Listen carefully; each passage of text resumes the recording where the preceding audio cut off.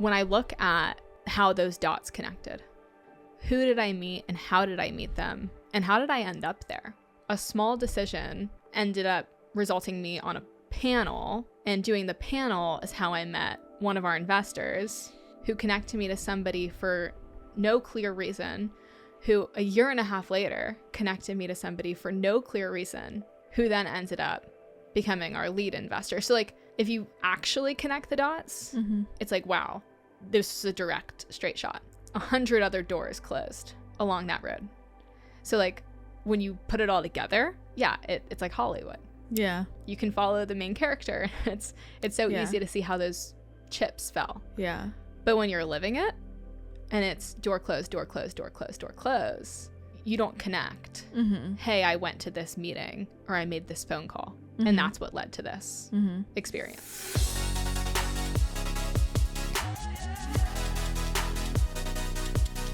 Sam Pantazopoulos, welcome back to the podcast. Thanks for having me on. I had to have you back on because last time we didn't record video. Yeah, was that in Arizona? No. You don't remember? I thought we did it in Arizona. No. Oh, we did. We did one. Oh, it's your third time. Yeah. I forgot. I was thinking about when we were in my Carlsbad house. That was, yeah, we did like an end of year wrap up just on the couch with the headphones. Yes, because you came to visit me in Arizona. Correct. That was an interesting week. It was. I feel like I was just kind of on vacation. And I was super stressed. And you were doing your own thing. Yeah. And we sat in the G-Wagon. In the garage. Important caveat. Yeah. You know, what's interesting is I feel like, I mean, obviously we're very close. And so our personalities mesh well. But we also fight. For that reason. For the same reason. I feel like that week was like a prime example of it because we were like, there's this tension. I'm trying to think how much of that I remember. I think I was enjoying my week so much. I think I kind of blacked it out. But I just remember getting upset with you. Yeah, I'm sure you did, but I don't really remember why. What do you think makes it work? I think it's like quick and fleeting. Kind of, you know, an emotion lasts 90 seconds. So it's like, okay, there's this reaction, but then it's kind of like moving on. There's not a lot of longevity to it. So what you're saying is we're like an old married couple. I was thinking more like siblings. Okay. we are like siblings. We're like sisters. But I could see similar dynamics to both. Yeah. Okay, well, man, that feels like so long ago. A lot has happened since. I want to go back to the first time we recorded together. And we talked about Vizer and your origin story and how you came up with the idea for the company. And yeah, that just feels like so long ago. Yes. A lot has changed. What has changed? Everything has changed. But then a lot of things haven't changed at the same time. So like outside looking in, it's a completely different company. And my life is completely different. Like those tend to go in tandem, I think, when you're running a startup. Internally, a lot of it is the same. So it's the same team that we were working with. It's the same name. The product is similar to an extent. But how we're showing up in the market is totally different because the market that we're serving has changed. So I always say, like, if you're looking at a startup, it's very odd if it's the same thing year 5 that it was year 1. Almost everything's going to change the product or the service over time. For us, we launched as a consumer app, scaled that for 3-4 years, and then all of these like black swan events happened in the world. So we went to scale restaurants and studios nationwide. All restaurants shut down because of COVID. Those kinds of like big market shifts happen that shifted our path at every step of the way. So we ended up moving out of consumer into B2B or business to business. So we sell our technology to enterprises. Totally different world. The customers we're working with is really different. Our day-to-day work is different, but it's the same people doing it. So I guess that's why like it feels very different, but it feels similar at the same time. So walk me through what it was like for you as the company was changing in that direction, because I know as a founder, I mean, it's your baby in many ways, right? And there's a lot of difficult decisions that have to be made. And I feel like, I mean, while you were going through that, I feel like a lot of other CEOs were also in that same space. I felt like I was having the same conversation with a lot of like my friends and my clients.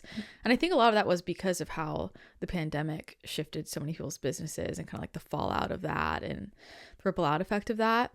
So I feel like a lot of people had to make big changes or like big moves. And I know that's not easy as a CEO. So walk me through like, how do you move through big decisions like that and kind of like manage what's going to come of that, like personally and with people around you? I think it can be really destabilizing to shift like that in a startup environment because it's already kind of inherently unstable. Like it's new and it's growing, and depending on how you've capitalized the business, you could have time pressure, you could have money pressure that you're trying to kind of battle against. So it's always destabilizing to the extent that you don't know what's the best path to go, and you still have to make a decision anyways. So it's like looking at the information that you have at your disposal and trying to decide what you think is the best path forward, and then bringing everyone alongside to walk that path without complete conviction that it's going to go how you would like it to, or it's going to work out well. I think fortunately for me, I have a co-founder, and we're very similar in a lot of ways, and we're very different in a lot of other ways. So as we were looking at this situation, we were having different reactions to it. And I was very emotional. Like, I loved the product. I had the idea for it in college, had been working on it for quite a while. And I really loved the mission, like what we were trying to accomplish. My cousin, Dylan, is my co-founder, and he's more of like a business guy. So he was looking at it very practically of what are the immediate next steps that are going to help ladder up to that vision. So we both were kind of like going back and forth for a bit. And there was this push and pull of what's the right move, what's not. And then kind of extrapolating that out. We have Nick, my COO, who I grew up with, our CTO. So you had all these voices in the room trying to figure out, what are we going to do here? And I think that shared conviction is what made it feel stabilizing in a really unstable time. Mm-hmm. So we were able to decide, hey, we all agree this is the best path forward for us, so we're going to do it. And then from that point, things just started to kind of fall into place because we had conviction as a unit. So I think figuring out like, where can you pull that conviction from that's rooted and anchored is really important, because everything else is not rooted and everything else is not anchored. Mm-hmm. Your emotions are all over the place. Like, having to actually walk these steps can be really challenging. So what are you going to hold on to when there's chaos? Yeah. And I think it was the shared conviction for us. Let me ask you, when you are trying to make big decisions in your life, I mean, this could be professionally, this could be personally, but I think especially professionally, you feel the weight of every employee, right, whose salary you pay and all of the customers you have, and you feel that weight. And so what do you come back to personally to guide those decisions? How do you get a clear mind, a clear heart? What do you go off of? I'll try to simplify as much as possible. So if my schedule is chaotic, or like my house is chaotic, even if anything's chaotic, I'll try to get my entire environment to be as simple as possible. Sometimes that can veer into controlling, but it helps me just kind of get grounded. Yeah. And then from that point, I'll go inward. So journaling, meditation. I started writing poems, which is actually really helpful for trying to crystallize where you're at, and just reflecting. Like, introspection, I think, is huge for figuring out, what do you want? Why? Where's that coming from? And then once I have like my best answer to the problem, then I want to have other people poke holes in it. So from that place of inner knowing, I'll then go to 10 of my friends. And it's usually the same 10 friends, and say, hey, this is what I'm trying to figure out. This is how I'm thinking about it. What do you think? And each of them are gifted at different things. So I'll pick up little pieces from each conversation, And then I'll go back and say, okay, I had my kind of first hypothesis, and now I have these 10 other perspectives with things I cherry picked. Let me put that together into a better hypothesis. Okay, now we have a foundation to move from. And from that place, I actually feel really comfortable going to the team and saying, this is what I think we should do, because I've had enough time to arrive at that confidence. And then I think that transmutes throughout the organization, where people are like, okay, this isn't like a spur of the moment decision. This confidence must be coming from somewhere. Yeah. And then that helps carry it out. It's all very rational and neat and tidy. And I'm just wondering if you've ever had an experience with like a big decision. Again, it could be professional or personally, where you felt like your logic and your reason was in conflict with your heart or your intuition. In conflict, maybe between those phases, if that makes sense. Yeah. Like the first one is really intuitively driven, because it's looking at that, like, whether it's a meditation or me just like kind of sitting there in this stillness, I'm getting somewhere because it feels right within me. But I don't always think that's the best thing to act on. I've found that I can feel really excited about something, and I just know, like, if I surface that to you and to my dad and to Nick and Dylan and Keisha, and all of you start to say, hey, Sam, like, you know, I'm kind of thinking about this a little bit differently. That tells me to pause, because it's not necessarily my intuition that's always getting me to act really quickly. Maybe I want a certain outcome. And that's why I'm saying, like, hey, this feels right. And like, this aligns with that. So my body's saying, yep, go. Yeah. But it's not really right. Right. I think, like, for me, intuition and almost that like esoteric element of it, I think if you're telling me something, like, I'm getting that for a reason. To complement what started as my knowing, to make a deeper knowing. Yeah. You know, it's interesting. You're so smart. It's kind of irritating sometimes. No, you're so smart, and the way you present things is so reasonable, rational. The way you present things, I mean, you're good at sales, you know? Because it's like, yeah, that makes so much sense. And so for someone like that, someone like you, you've got to have a particular soundboard unit, I would think, the people that you go to. And I know the people you go to, and I think we're all a bit different. So what are you looking for in a solid, or what are you looking for in people who you're bringing this to, like, so that you could actually trust their opinion? Because I think this is really important. I mean, what's more important of a skill than decision making? And I think a lot of people listening, they will have that, their logical mind, their reasonable mind, they'll have their intuition going, and sometimes they need outside reflection. But a lot of people I talk to, I'm like, stop going to your friends. Like, they're not giving you good advice. I feel like your friends do give you really good advice, and you've cultivated that. So what are you looking for? How do you know if someone's a good soundboard for you? It's a great question. I think I'm sure I can come up with like a rubric, but it is happening very intuitively. I think it's part of, do I admire how they're living their life? Do I admire the choices they're making? Do I respect how they're going about it? Do they have traits that I would want to embody? Those are things that I'm kind of thinking, are they expansive? It's probably an easy, like, fast word. But then I think, okay, will they challenge me? So if I go forward with going back to those hypotheses, if I go with my first one and they're like, yeah, Sam, that sounds great. It doesn't sound great. It's not perfect yet, right? And I don't want that. I want it to be pushed back on, because that helps me think about it more. Yeah. And actually, my mom and my aunt, so Dylan's mom, are sisters, and they're both really good at pushing back on convictions that I have, where I have to be like, wait, hold on. And they're kind of like, almost like a flare. Like, they'll tell me like, hey, something feels off here. And it's not always super pointed as to why. That's when I'll maybe like call you and be like, hey, can we talk about this for like an hour? Because I really want to think through how you would think about it.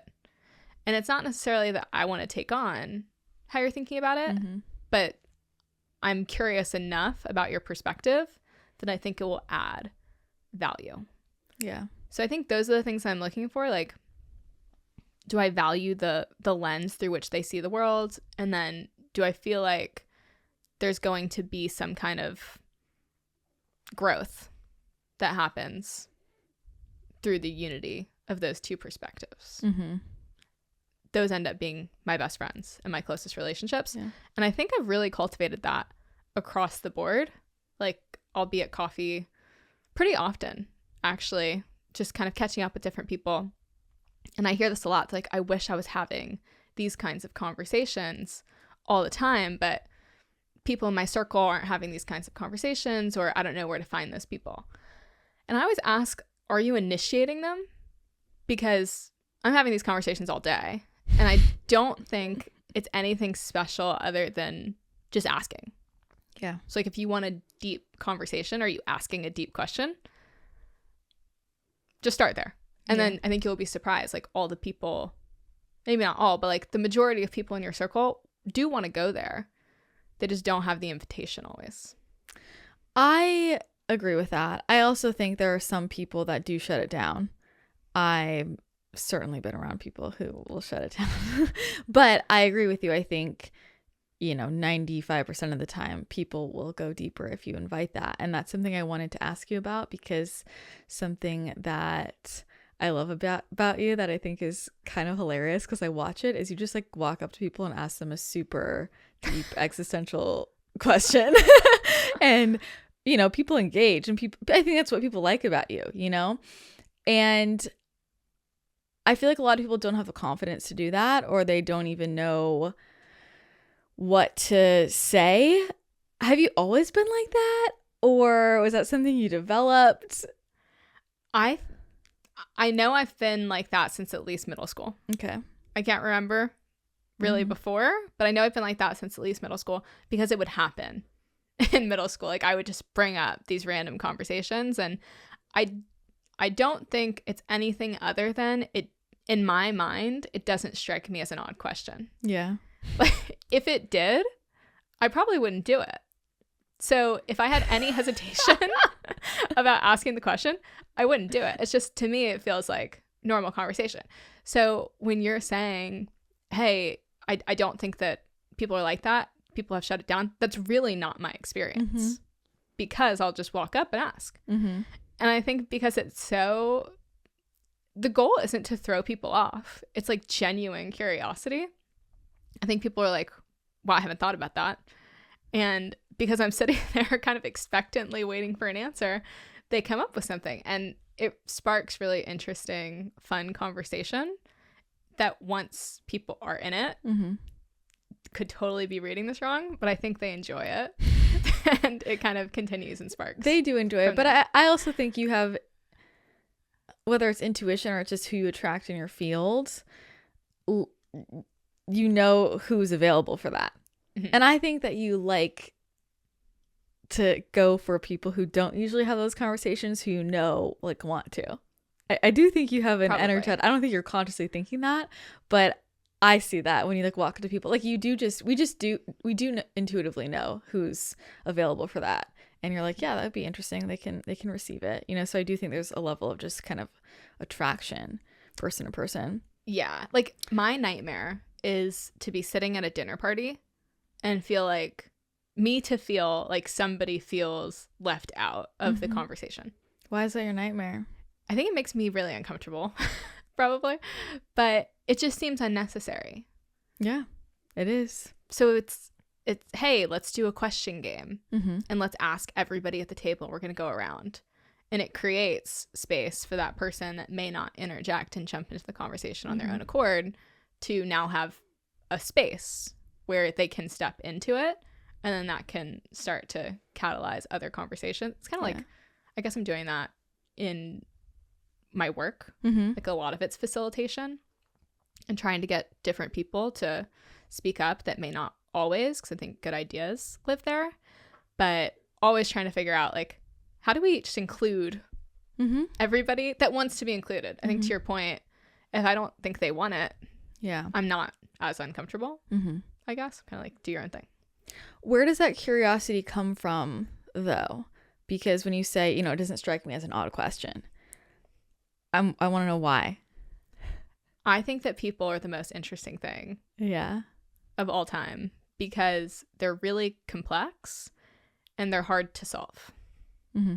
So problems, Are if they you have all, the right... Are they all hard to solve? I think so. Okay. I mean, I really believe that people are just inherently... Yeah. Like, all people are good and have, like, this wealth of magic in them. And it can be obscured, for sure. Or it can be limited or blocked. But I do believe it's there. So it's kind of like a treasure hunt for all people across the board. But I think just, like, figuring out how to get to it is part of the puzzle that I like to figure out. Because if you look at any kind of problem, I'm not good at math, right? But if you learn math, you can solve a math problem. And it's always going to be the same. Every person you meet is different. Every person you meet has something to teach you. Every person you meet could become the most important person in your life. You have no idea. So it's like, how are you not super excited to learn about the person in front of you? I agree. But I guess what I would like to reflect is that, to me, it's you like to solve problems. I think some people don't care to solve problems. That does drive you inherently. Yeah. You're a problem solver. You like a puzzle. I do. You do love a puzzle, right? And some people don't. But the other side of all of this is, I mean, you definitely know how to spark deep, intense conversations. And I think sometimes, while that opens up a lot of people, sometimes it can be difficult to, like, vibe with the group. Like, it can be intimidating. I think we've experienced this, right? Like, every time we do something in a group, we're not really strangers, or we're going to that depth. And I think sometimes not everybody wants to go there. And I just wonder whether that's like in dating or friendships, do you ever feel like that pushes people out too? Probably, for sure. But I think I've filtered over time so many of my close relationships. And that could be what's skewing my perspective. Yeah. Right? Where I'm like, no, across the board. Like, this is my lived reality. Because I think I was so intentional in finding that. Because I know how much it fills me up. Yeah. So kind of going back to the dinner party, if that person who doesn't want to participate isn't really on my radar to the extent that I'm like, by all means, you do you, but we probably don't have much to connect on. And then I'll like take 100% of my energy and try to focus it on the people that are available for that kind of dynamic or relationship, I guess. So I do think you make a good point. It is kind of like self-filtering. And I have my own things that I'm looking for at the end of the day. But I think everybody, to an extent, if they're clear about what it is that fills them up, if they're able to apply that lens to kind of like filter people down, your reality will become all of what you're looking for. Yeah. 100%. Depends how good your filtration is. Like, you may think you want certain things and then find out that you don't through having that experience. So you always have to update the filter to an extent. But I do think like getting really clear on that, and it's something I'm working on, gives you so much benefit because you'll attract in the people that match. Yes. I feel like, well, I want to connect why I think your filter is so good. I think this is important because so many people send in questions to the show and clients talk to me about how do I attract in these types of friendships, these types of relationships. And they say that I think people get a hint of kind of how, we are in our friend group. And they're like, I don't have conversations like that. I'm not around people like that. And the thing is, what you do, I've noticed, and correct me if I'm wrong, but I feel like the first question you ask someone is your big filter. And what I mean by that is, there's this really interesting thing I notice where people who have a lot of people in my community who have a spiritual career. Like they're a psychic, they're a channel, they're an energy healer, they're a tarot reader, whatever. There's a lot of them that are really insecure about that. And then I notice that all my friends who have other jobs who get into spirituality, they have no insecurity about their spirituality. Like they love it. They love talking about all of it. And it's this really weird thing. And the first question you usually ask someone, it's about the universe. What do you think about the universe? What are you manifesting? What's the, what, like you're asking those types of questions first. And a lot of people, they don't go in for the big question that is the ultimate filter. So then they're always battling in their relationships. Does this person really understand me? Do they really understand my spirituality? I think it's so interesting because I see this again and again and again. A lot of people will tell me this about their friendships or their romantic partnerships. And I'm like, how did you get in that situation?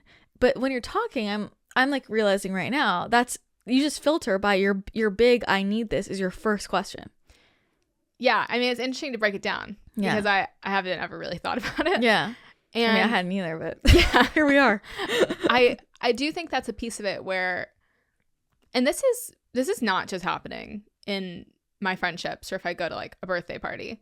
I am at so many events for work where I have to meet new people. Mm-hmm. So whether it's a sales meeting, whether I'm raising money, it's an event, I'm speaking at something, I'm attending a conference, like I'm just constantly in a networking type situation that you have to have an opener. Yep. Right? Like I'll walk up to people, hey, can I join your table? Like, and then from there you have to say something. And I don't want to just ask, what do you do? What's your job? Who wants to have that conversation? I would have that conversation 10,000 times if that was the opener. So instead it's like, what makes you tick? Like, what do you care about? What's exciting to you? What do you want most in life? And that's when you find out, okay, the accountant that you're meeting at this table actually wants to write children's books.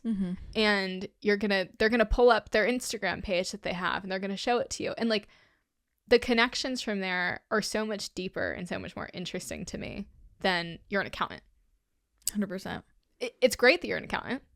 And because we've now built this relationship with the children's book future aficionado, when I need an accountant, I'll probably call you. But if you were just an accountant, then you'd be one of 100 accountants that I've met. So it's like, how do we get to the next level? And in friendships, I want to get there 100 times faster because you're not just an accountant. Like, yeah, maybe this could grow into some other kind of relationship. So it really is like trying to be an invitation at the end of the day, a really shameless invitation. Hey, if you want to take this to the next level really quickly, that door is open. If you don't want to, by all means, don't. Yeah. Totally fine. Great to meet you. I'll move on. But the door is open. So if somebody wants to walk through it, they can. It's funny when you say that. I'm just consciously realizing how many people I'm very close to who I also like professionally more. I have no idea what they do for a living. Like in Philly, I'm like, I don't know I know what like maybe 3 of those people do. I'm like, that's crazy to me. I know everything that they're into and they're like deep traumas, and I don't know what they do for a living. So, I think this is a really valuable conversation because I feel like networking is an art. I feel like you're really good at it. Obviously. Do you have any other tips for being good at like networking and building like real connections through that? Because I think a lot of people listening, that is a core intention for them, like how to build their network with aligned people, not just anyone. Yeah, I think networking, I don't even like the word. Yeah. To be honest. But you know what I'm saying. But I know what you mean. And I really deeply, not in a buzzword way, view it as community building. Where we started the company, I was 20 in college. I had no network and needed to meet people, right? And knowing so much happens relationally, it was kind of like, okay, how are we going to do that? So I would just make myself go to events where I knew no one. And I would walk up to somebody and I would initiate a conversation. And that, all those like uncomfortable steps 1,000 times over is what led to feeling like I have a really, really strong community years later of thousands of people across different industries and different domains that I could pick up the phone and call and have an hour conversation with right now. And okay, how do you go from like point A to point B, right? That's a big jump. It's like any relationship. If you go in and you're super transactional, hey, this is what I need. Can you help me? Do you want to do that? Like, I don't want to do that.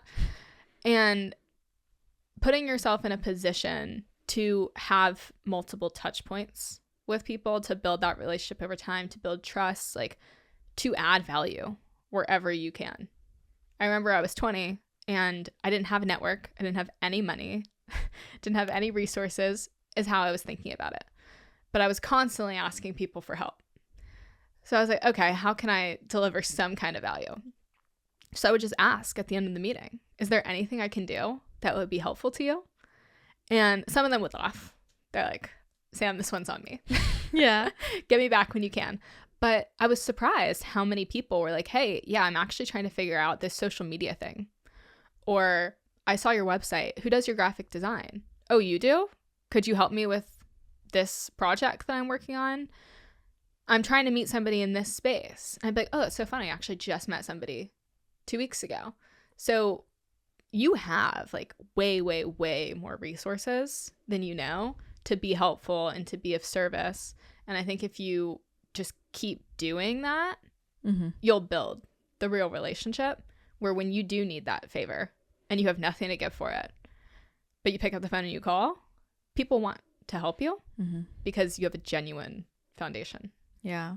I think that's always the main thing that's helped me whenever I met people. I think especially with podcasting, what like building that network when I was so young. Again, it was like a similar situation. I was 20 years old. I didn't know anyone and I wanted to grow as quickly as I could. And I wanted to get big guests on the show. And I went out of my way first to just ask. Just kept asking. And you've got to put yourself out there. And I always led with, how can I help you? My first interactions, it was just like, what can I do for you? I just wanted people to know that I cared about them and that I wasn't trying to get anything in return. And that made them trust me. And it would be like years later, you know, that maybe I would need help with something. But I think that's another way, at least for me, like to build that trust and let people know I'm not just trying to get something from you. Like I'm just going to lead with, how can I help you? You know, and there would be so many times where I would talk to somebody for like 30 minutes and I'm like, you know, I think you should talk to this person and that person. I would love to hook you up with this. Like, you know, let me send you this link. Like I'm just trying to be as helpful as I can. And that's it.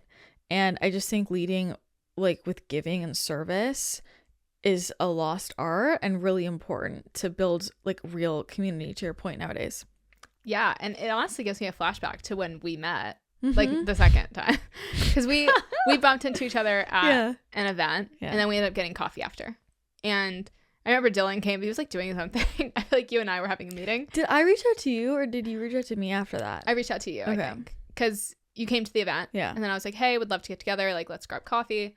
But I remember you left the coffee and introduced me to like 14 people. Yeah.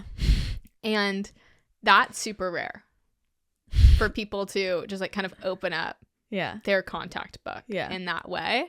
And I remember just thinking like, okay, like this, like I really like that. Yeah. Right. Just because it demonstrates like a willingness to invest into a relationship. And we didn't really have one yet. Yeah. But it was just funny. Like, as you said that, I was like, I remember that kind of being, when you go back to like, how are you filtering people and how are you deciding? To me, I'm like, okay, if somebody is willing to be that generous without a reason to be,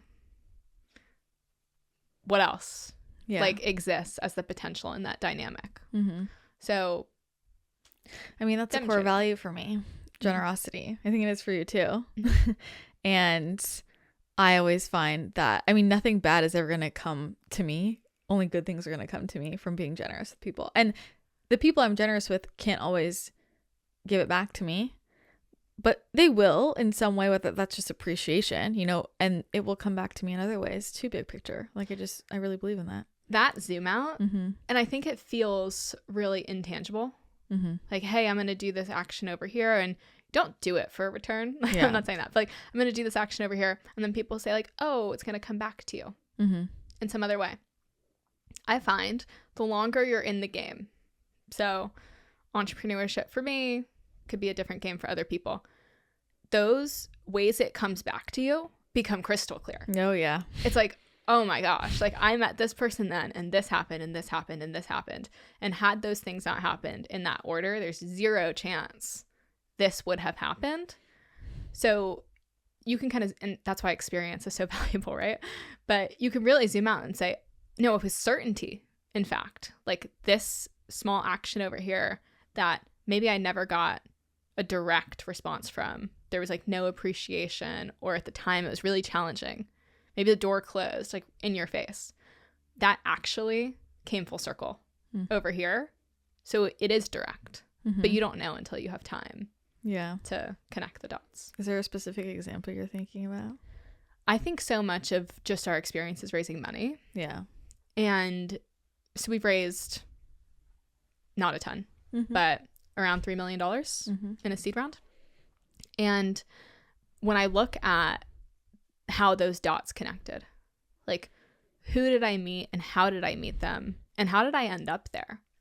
Like a small decision ended up resulting me on a panel, and doing the panel is how I met one of our investors who connected me to somebody for no clear reason, who a year and a half later connected me to somebody for no clear reason, who then ended up becoming our lead investor. So like if you actually connect the dots, it's like, wow, this is a direct straight shot.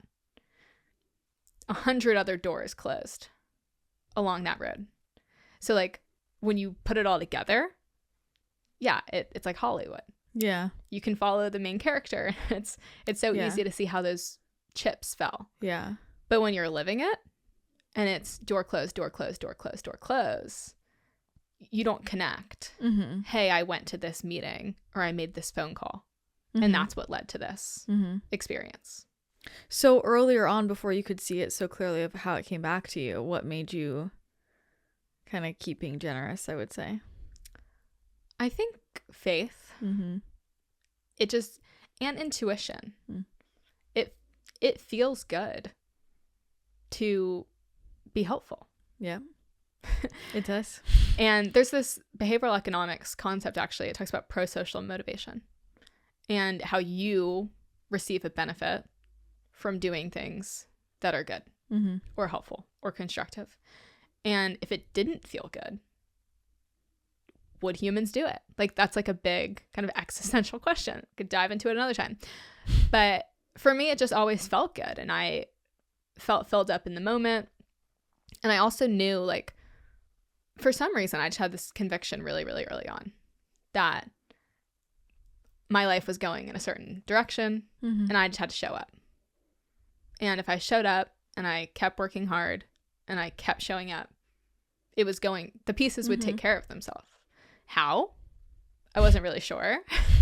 Yeah. But I was like 15 and I was like, I just have to get to California and my life is going to come together as long as I show up for the journey. Sounds like, what did I tell you in Joshua Tree? It's like your timeline is just set until you're how old? You did 50? Say that. Yeah, you were like just crazy? Predestined. It's just predestined. You can try to get off, but you're on the train. So, and I don't think I definitely didn't have the word faith for it at the time. But I did have a knowing. Yeah. I think the mistake at 15 is I thought I was in control of that and I was responsible for it. You don't think that anymore? Absolutely not. No. I definitely thought that at the time. Now, and this I think goes back to experience and the value of that, can see how many things happened completely outside of my control or even my desire or my intention that ended up being really, really positive. So I can be certain now that there is a direction and it's not mine. I believe it's God. People have different beliefs around that, but I just know if I show up, these dots will connect.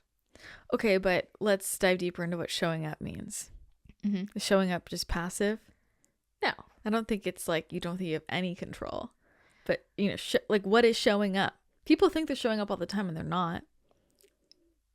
That's valid. For me, showing up, and I say this to our team, like, we have a responsibility to care and to try and to stay in the game long enough. But if we care and if we give it our best and we continue, success is inevitable. Mm-hmm. And that's just how I like deeply, deeply believe it to be. So there's a lot of action and intention in that. Well, there's right? giving it your best. I think that's the key piece. Yeah. You have to show up, you have to give it your best, and you have to continue to do that. Yeah. When all of the circumstances are against you and there's no guarantee it's going to work out. Mm-hmm. But if you're doing those three things, which do require effort, and I'm simplifying it to show up, mm-hmm. then I do believe success is inevitable. I want to go back to this. Do people do things because they feel good? Mm-hmm. Or however you said that. Because I think underneath it is a core, it's what we say, you know, in this world. Are you an abundance mindset or scarcity mindset? Because there are people that do think, who don't, like, they would feel like being helpful or generous didn't feel good for them. There are some people that have that experience. Mm-hmm. And they're going to have that experience because if they're deeply rooted in scarcity, like there's not enough to go around, then when they do something helpful or they give to someone else, it doesn't feel good because it feels like I'm giving away what could be mine. Yeah. And this, I think, ties to what we were saying earlier, where you were like, do you think everybody is that? And I was like, I believe everybody is that. Mm-hmm. Like, I think everybody is magical at their core. But I also think that hurt people hurt people. Mm-hmm.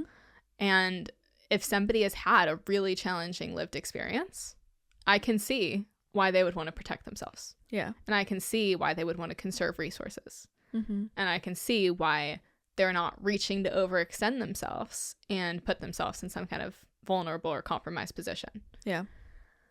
But I think that's about healing whatever has gotten them to that point, rather than that not being their like root desire. So I totally agree. At a core level, yeah. I think people feel good about being helpful. I think if they think that it's a risk to them, self-preservation is going to overpower any kind of pro-social desire. And I think that's just primal. Yeah.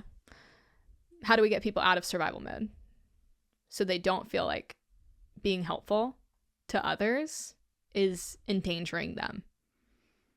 And I think that's like the true, like, it's so oversimplified in my opinion when people are like, oh, just get out of scarcity mindset and start thinking abundantly, or this like school of positive thinking. It's like, hold on.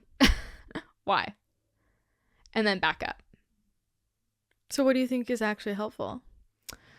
I think understanding, like, and helping people understand why they're doing it. Mm-hmm. And that's okay.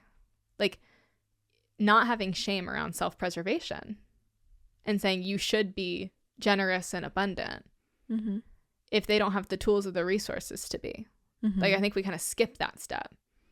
And this may be in the Bible, it may be outside of it, but it talks about how, like, if you're looking at somebody, you can't judge them against your standards because you don't know the ceiling of their potential or where they started.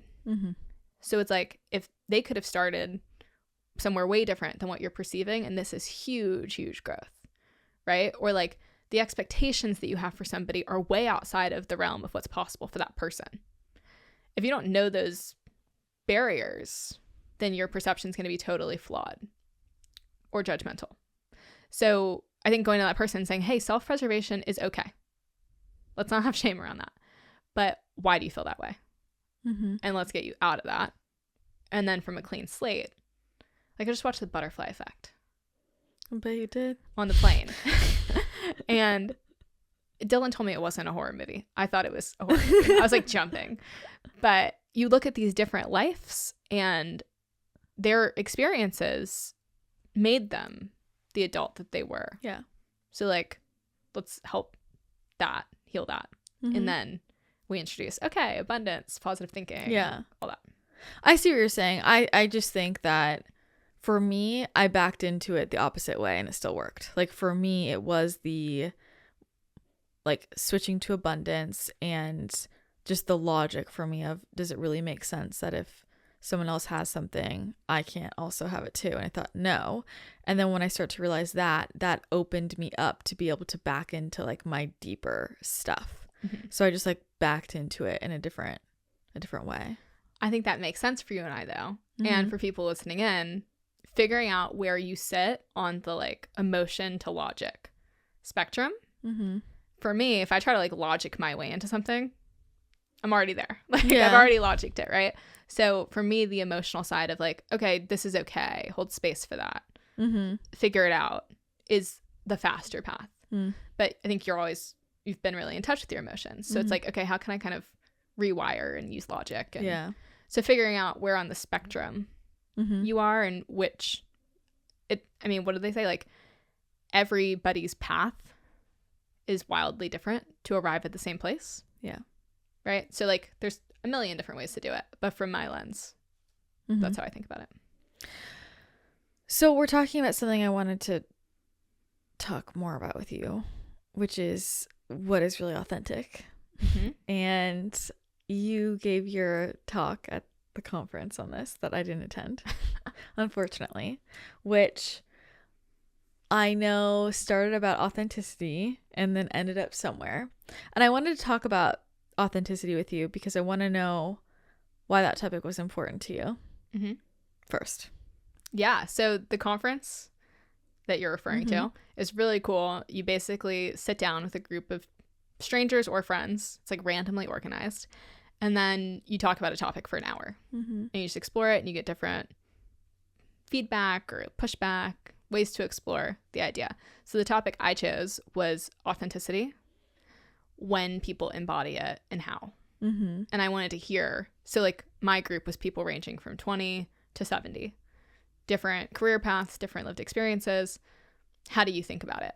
Ironically, there ended up being a lot of CEOs in the room. Just, it's like random generation.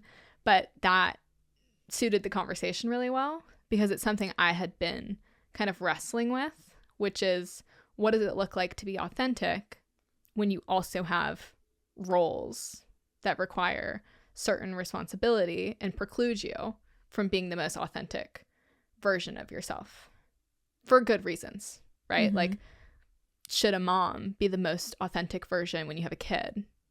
Same reason, should a CEO be the most authentic version when you have an employee? Like, there are certain considerations for certain roles, and how do you navigate within that space? And it's something I've always struggled with because I started the company so young. So I started the company, I literally graduate. I've never applied for a job in my entire life. Really? like a corporate job. You didn't have a job in college or anything? I worked for my dad's restaurant, and then I worked at Dylan's mom's company. So like those kinds of situations. I worked for a startup, got fired, story for another time, but never had like a formal process, right? And I've never worked in corporate. It's all family businesses or startup, small environments. So to go from, student with no work experience to CEO of tech company, and I'm hiring people that are twice my age.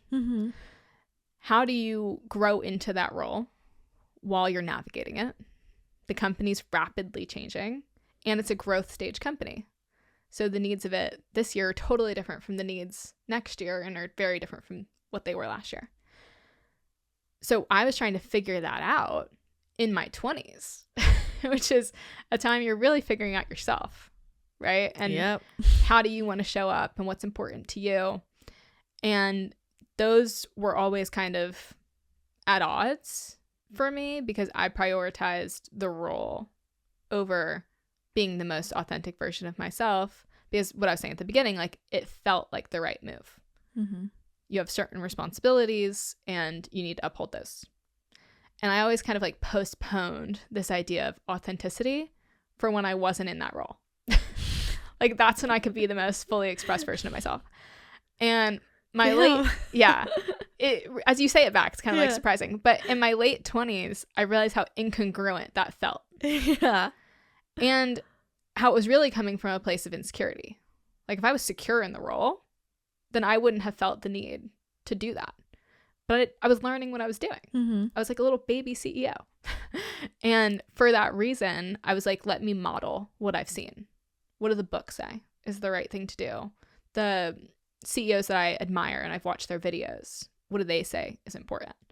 And I was trying to like fit that mold.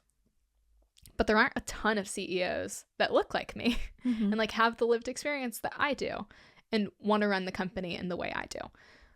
So as time's gone on and I've found like confidence in the role, I feel like I can do it how I want to do it because I have that experience. So that was a big separation for me to be able to say like, okay, these two things are different. As a startup, it's very easy for it to get kind of like interwoven with your life. And then it created all this space where it's like, okay, now what do I want to do? That I'm not context shifting all the time. What's important to me? Started music lessons and like all this like random stuff that I honestly would have told myself like, you don't have the time for this, or it's going to reflect poorly on you if you're prioritizing these other things in any kind of public forum because this is your priority and you should be demonstrating that. Like it was a lot of shoulds. Where did that come from though? Because I feel like a lot of people nowadays, I think in our generation, like they don't have any concept of like what a CEO should be. Everyone's doing whatever the hell they want on social media. I think that differs by industry and it differs by type of company. So if you're running a consumer brand, for example, being front and center in the consumer brand is kind of like par for the course. Now, but even my friends that run consumer brands, like they're being that character or that version of themselves when they're in a public forum. So I think like it does vary by industry to an extent. We're in tech, so that's a little bit different. But I also think like I do not know anybody that feels like these are fully separate and like they don't have to be on to some extent while running their business or while in that role. I think of the people I've talked to about it, they kind of view that as a luxury of success. Like when you hit a certain point in your career, that's when you have the ability to step into that. If you're like trying to make it happen still, and this could be like a downside of hustle culture, but if you're trying to make it happen, like I think you're on that trajectory until a certain point, unless you get yourself off of that train track. To be clear, are we talking about just doing these things that you want to fully express yourself, or are we talking about publicly showing them? I think for me, they were so interwoven. Okay. Right? Because the lifestyle is so interwoven. Right? So context shifting, I guess was what I was saying, right? And you're saying it in better words, but context shifting would be, okay, I'm going to do this 11 hours of my day. And then for this hour, I'm going to shift into something else. Yeah. That exists, right? But if you're waking up, you have your morning routine and you're working all day and you have an event after work, that's really the majority of how you're spending your time. Yeah. So like that presentation ends up being a large majority. Yeah. Now I feel like it's very different. Like I am the hour version of myself 12 hours out of the day. But that took a lot of work to feel like that was okay.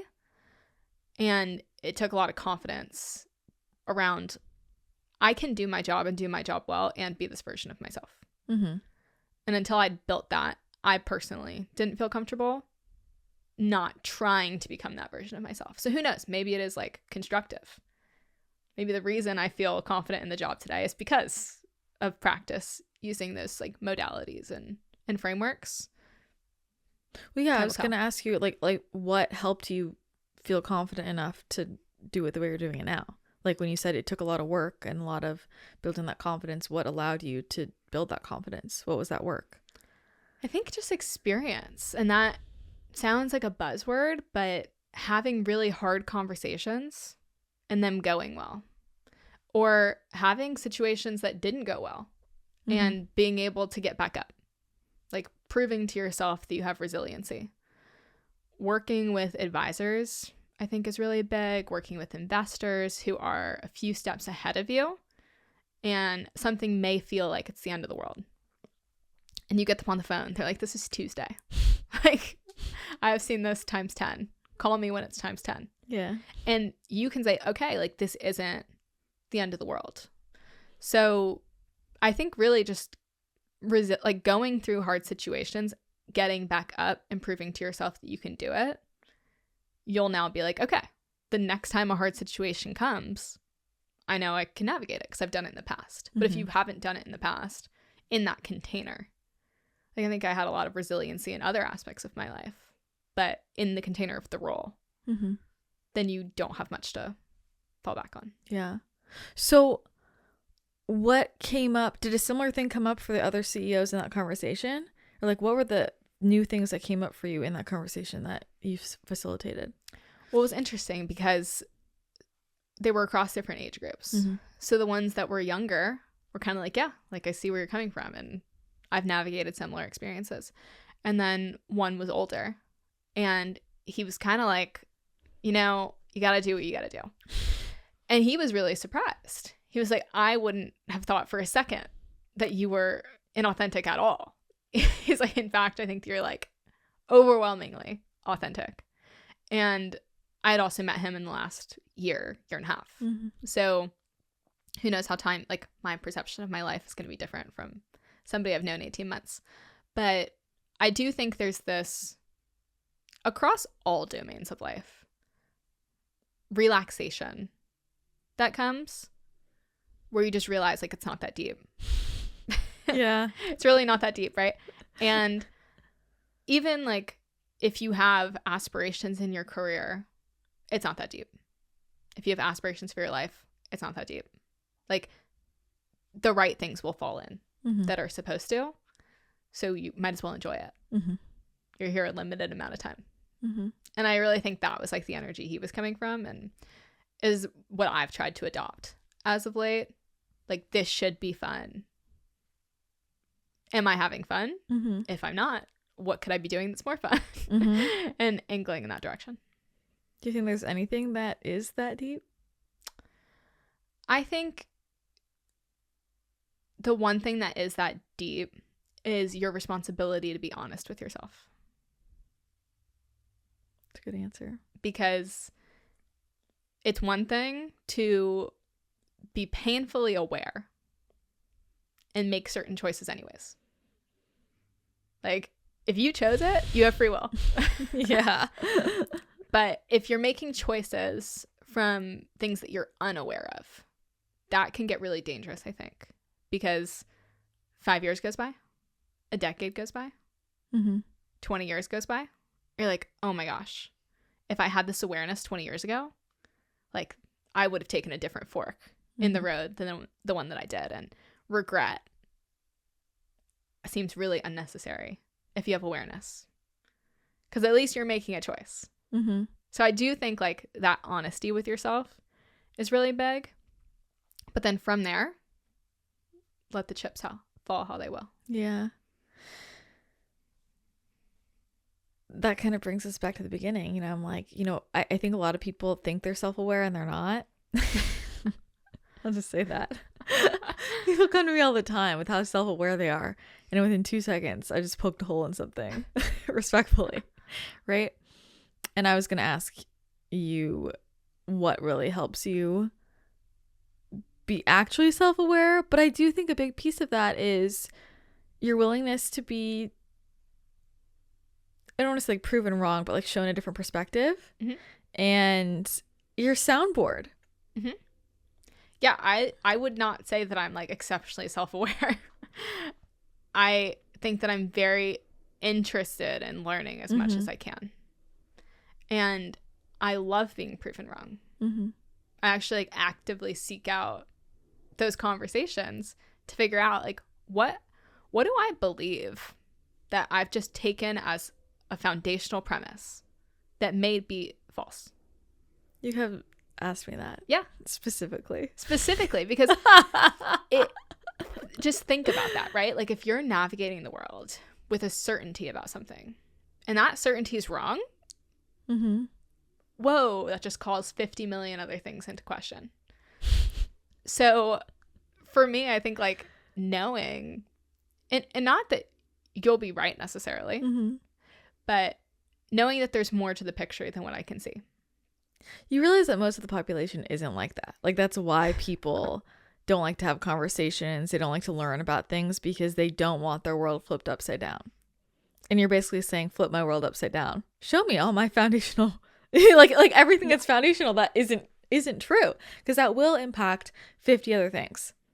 Yeah. I just think I'm really, and I haven't vocalized this before, so I'm thinking it through in real time, but I'm very committed to living an exceptional life. And I want to be happy, like truly happy in as much of it as I can.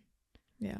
And I don't know that like true, persistent, foundational happiness is a requirement for everyone.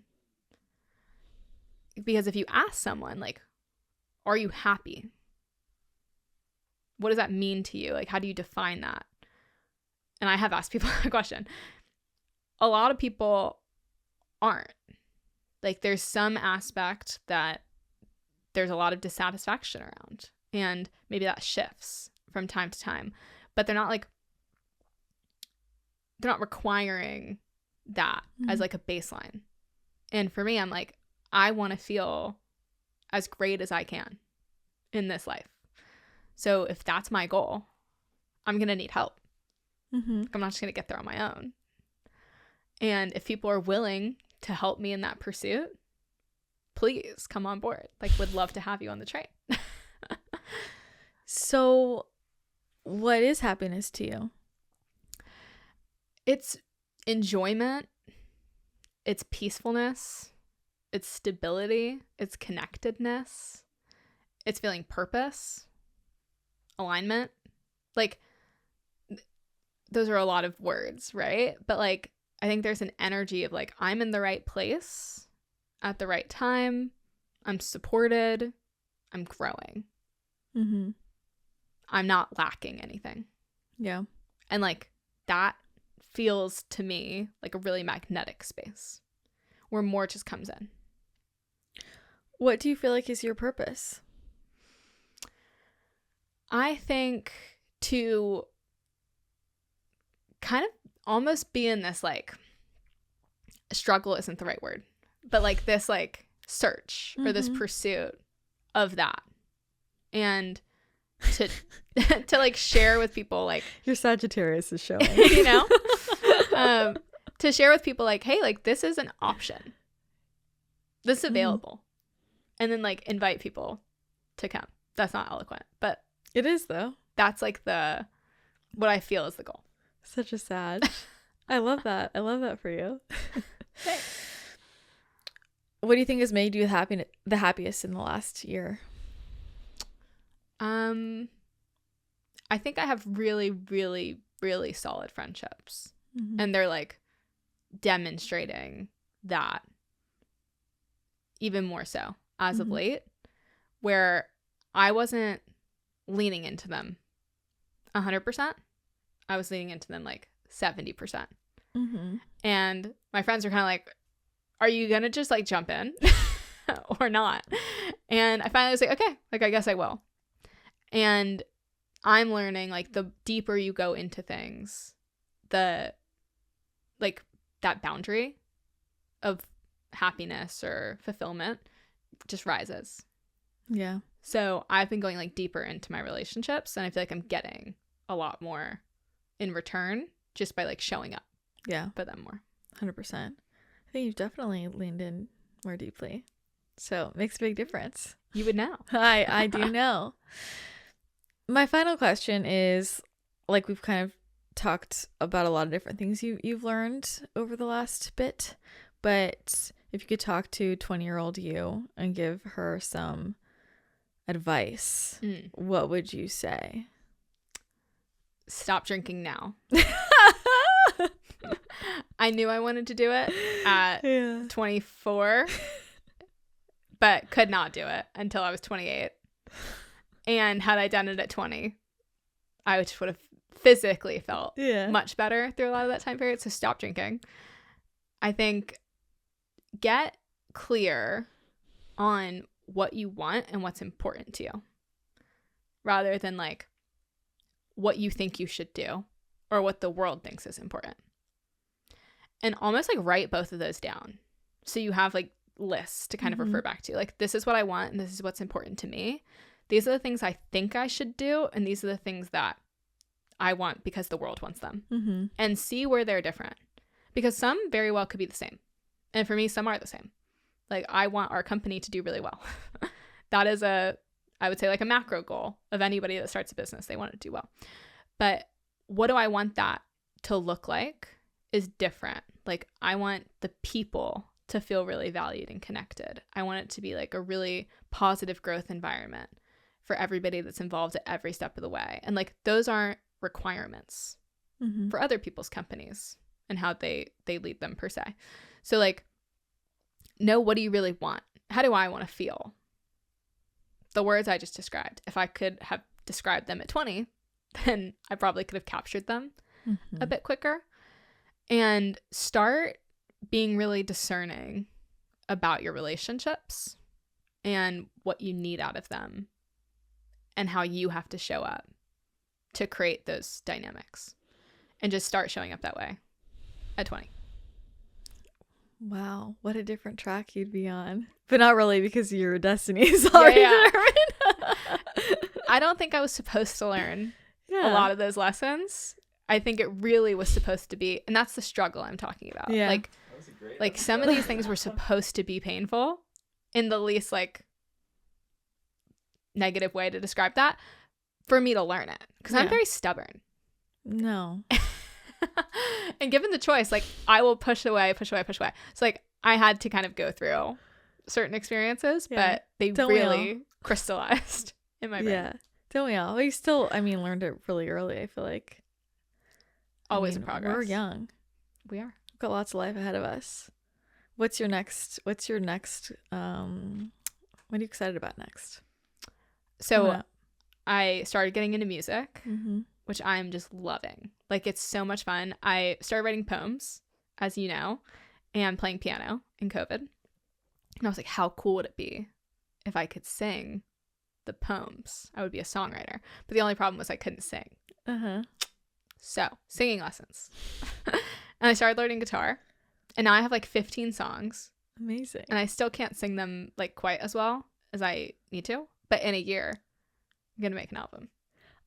I saw this random video on Instagram yesterday, and it was this girl making fun of herself. She was like, when I see this old video of me when I was like 6, and she's like cringing, and then she plays a video. It's just really, it's cute because it's a little kid, but you know, she's singing this song. She's not good at all, and she's so into it. Like, it's cute, but she's like cringe. And I click on this woman's profile, and she's like this huge artist now, and I'm listening to her, and she sounds like Billie Eilish. Like, she's a really good singer. And I thought, holy shit, like full 180 from where you're at as a kid. And I just feel like it's not like Ed Sheeran too. He was saying like he couldn't sing. So if there's a desire, you can learn it. Everything can be taught. Ed Sheeran was actually like my big motivation, because he did an interview or a podcast, and he couldn't sing. Like, there's a video of him on YouTube, and he's very public about it. Yeah. But it's a muscle. And if you want, and that to me, like, I've been recording the whole process, and I started posting it on the internet, as you know, because I think the transformation is what's going to make it cool. Like, it wouldn't have been cool if I could just sing. No. But if I can learn how to sing, think of how many people have like wanted to get into music, but I've been like, oh, like, I wasn't born with that gift. You don't need to be born with it. Yeah, you can exactly. just learn it. You can learn it. It's like psychic gifts. Exactly. It's a muscle. Now let's see how this goes. People are going to listen to the album and be like, I don't know if you learned much. Well, I can't wait for the album. So very excited for that. And I appreciate you being here and sharing all of your wisdom. It was quite lovely. Always fun. Thanks for having me on.